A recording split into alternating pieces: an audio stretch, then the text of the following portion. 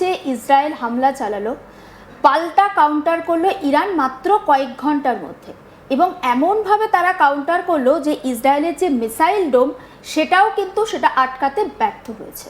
এটাও তো একটা ইসরায়েলের প্রতিরক্ষা ব্যবস্থার কাছে প্রশ্ন।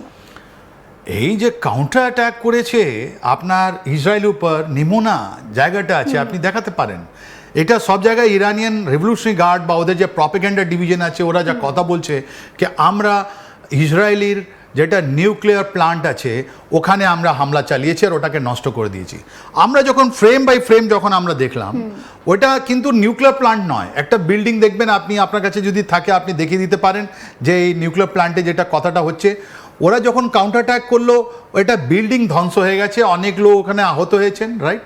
ওর মধ্যে একটা বাচ্চাও আছে, দেখুন এটা আপনি দেখাচ্ছেন ডিমোনা, যেটা আপনি দেখাচ্ছেন ডিমোনা, এখানে একটা বিল্ডিং ধ্বংস হয়েছে, এখানে কিন্তু কোনো নিউক্লিয়ার জিনিস আপনি দেখতে পাচ্ছেন না। তার মানে নিউক্লিয়ার প্লান্টের জায়গাটা আলাদা, এই রেসিডেন্সিয়াল জায়গাটা আলাদা। দেখুন এটা ফুললি রেসিডেন্সিয়াল এলাকা ডিমোনা, কিন্তু এইটা আপনার ডিমোনা যেটা আছে ইসরায়েলের একটা নিউক্লিয়ার জায়গা। এটা 1950-তে ওরা যেটা নিউক্লিয়ার ডোম বানিয়েছিল, নিউক্লিয়ার রিয়েক্টর বানিয়েছিল, খুব টপ সিক্রেট, ওটা ফ্রেঞ্চ এর অ্যাসিস্ট্যান্সে বানিয়েছিল।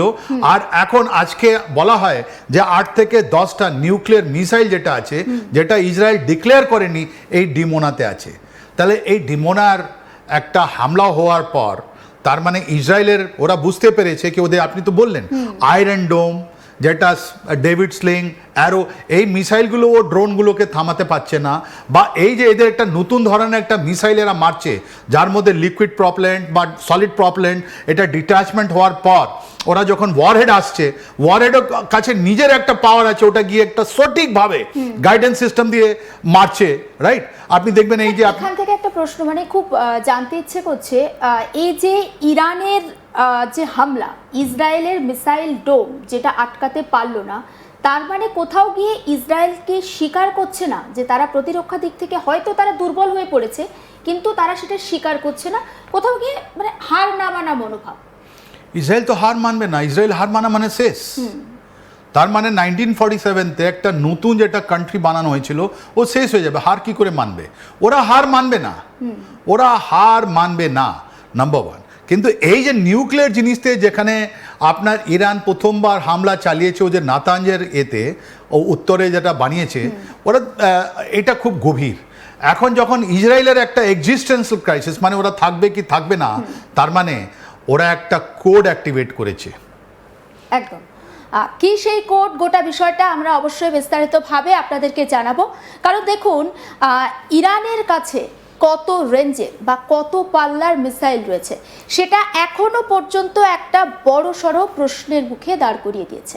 কারণ ইরান সাম্প্রতিক সময়ে যে পাল্লার মিসাইল রেঞ্জ ব্যবহার করেছে, নিঃসন্দেহে গোটা বিশ্ব কিন্তু প্রশ্ন তুলছে, ইরান কি কোনো কিছু গোপন করছে, নাকি তারা গোপনে এমন কিছু ব্যবস্থা চালিয়ে যাচ্ছে বা এমন কিছু সামরিক অস্ত্র বা এমন কিছু কৌশল যারা নিচ্ছে যেটা গোটা বিশ্বকে অন্ধ করে রেখেছে।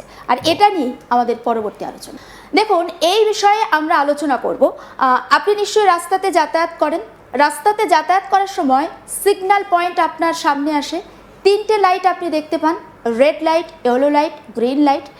রেড মানে একেবারে থেমে যাওয়া, ইয়েলো মানে একটু স্লো, আর গ্রিন মানে গো অ্যাহেড। যখন ইসরায়েল তারা ইরানের উপরে হামলা চালালো, তখন ইরানকে তারা গো অ্যাহেড অর্থাৎ রেড সিগন্যাল দিয়ে দিল, আমাদের ওপরেও তোমরা হামলা করো। অর্থাৎ এটা নিয়ে আমরা আলোচনা করব। আর এই বিষয়টাই উঠে আসছে স্যামসাং কোড, তাই তো?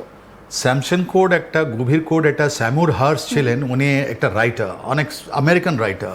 1991-এ একটা বই লিখেছিলেন, দ্য স্যামসাং কোড, ইসরায়েলের nuclear program and American foreign policy. এটা খুব বিতর্কিত কিতাব। প্রথমবার উনি বললেন যে ইসরায়েলের কাছে নিউক্লিয়ার মিসাইল আছে, আনডিক্লেয়ার্ড মিসাইল, যেটা আপনি ডিমোনাতে দেখাচ্ছেন, আপনি ওখানে আছে। যখন আপনি তো কত সুন্দরভাবে বললেন green, yellow, red.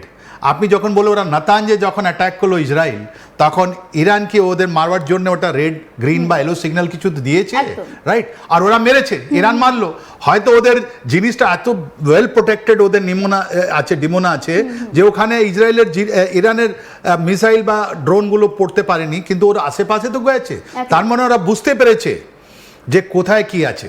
What is Samson code? Samson code আছে যখন ইসরায়েল বুঝবে যে ওরা থাকতে পারছে না আর পৃথিবীতে, তখন ওরা নিজের মিসাইল যেটা নিউক্লিয়ার জিনিস যেটা আছে 8 থেকে 10 ওটা বের করবে আর ওইটা আপনার ইস্তেমাল করবে। তাহলে টার্গেট প্রোফাইলিংটা কি আছে, কাকে মারবে ওরা, কোথায় যাবে ওটা। আব্রাহিমিক আপনি দেখবেন এই যে খাড়ি দেশে যেটা আছে বা আরাবিয়ান কান্ট্রি যেটা আছে, যেটা আপনার কুয়েত আর আপনার ইরাক থেকে নিয়ে গিয়ে, আপনার বাহরিন থেকে নিয়ে গিয়ে, আপনার ইউএই অ্যান্ড সৌদি আরবিয়া থেকে নিয়ে গিয়ে, রাইট, ওখানে তো মারবে না। তাহলে ওরা কোথায় মারবে? ওরা মারবে আপনার ইরানকে। কিন্তু আজকে প্রশ্নটা হচ্ছে, আপনি নিজেই বলছেন কি ইরান কি লুকিয়ে আছে। আজকে ইরানের 60 থেকে বেশি যে টপ র্যাঙ্কিং লিডার মারা গেছে। আয়াতুল্লাহ খামেনি তো 28 তারিখে মারা গেলেন। ওদের ডিফেন্স মিনিস্টার, ওদের আইআরজি কমান্ডার যে নতুন হচ্ছে ওই মারা যাচ্ছে। তাহলে কাকে মারবে? আর তো কেউ আছে না ওদের, শুধু প্রেসিডেন্ট আছে আর একটা ফরেন মিনিস্টার আর গাছি আছেন, আর তো কেউ নেই ওখানে, রাইট? তো কারা এটা যুদ্ধটা চালিয়ে যাচ্ছে ইরানের মধ্যে? কাকে ইসরায়েল অ্যাটাক করবে এটা আমরাও জানতে চাইছি, রাইট? ওরা এখন নাতানজে মারলো, ওদের নিউক্লিয়ার জিনিসটা শেষ করলো বা ওখানে চেষ্টা করলো শেষ করার জন্যে।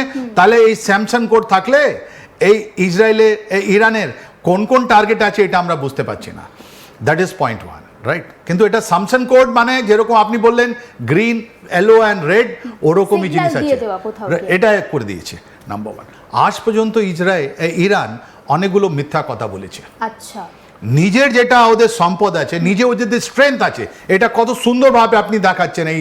এই মাঝখানে ইরান আছে আর ওদের যতগুলো মিডিয়াম রেঞ্জ অ্যান্ড ইন্টারকন্টিনেন্টাল, যেখানে 7, 8, 9 লেখে আছেন, ওটা ইন্টারকন্টিনেন্টাল ব্লাস্টিক মিসাইল খুররাম শহর 4।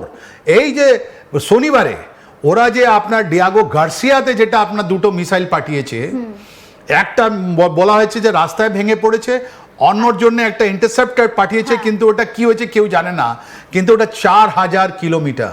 আর ওই আপনি যে লাস্ট যেটা আপনি এই যে রাউন্ডটা দেখাচ্ছেন, যার মধ্যে 7, 8, 9 লেখা আছে, এই যে খুররাম স্যার 4 যেটা 4000 আছে, এটা তো অনেক বড় জিনিস হয়ে গেল। একেবারে আমরা দর্শকদের সুবিধার জন্য সেটা একটা ম্যাপের মাধ্যমে পয়েন্ট করে এই মুহূর্তে দর্শকদের সামনে তুলে ধরছি, এবং স্যার খুব সুন্দরভাবে গোটা বিষয়টা তুলে ধরছেন। আমার খুব জানতে ইচ্ছে করছে, ইয়াসের আরাফাতের কথা নিশ্চয়ই আপনি ভুলে যাননি। ইয়াসের আরাফাত যখন মারা গিয়েছিলেন তখন ওখানকার যারা মানুষজন তারা বলেছিলেন যে আমরা এখন একটা উদ্দেশ্যহীনভাবে লড়াই করছি, কারণ আমাদের কোনো নেতা নেই, ফলে আমাদের লক্ষ্যবস্তুটাও কোনোভাবে স্থির নয়। আমরা সামনে যাকে পাবো, অর্থাৎ আমাদের সামনে যারা বাধা হয়ে দাঁড়াবে তাদেরকে আমরা আঘাত করব। ইরানের অবস্থাটাও তো এখন ঠিক তেমনটাই। বাহ, কত সুন্দরভাবে আপনি মিলিয়ে দিলেন। আপনি পিএলও, প্যালেস্টিনিয়ান লিবারেশন অর্গানাইজেশনের চিফ ছিলেন নাসার আরাফাত। উনি একটা সিম্বল ছিলেন, ইন্ডিয়ার অনেক বড় বন্ধু বলতেন, উনি সত্যি ছিলেন। উনি আসতেন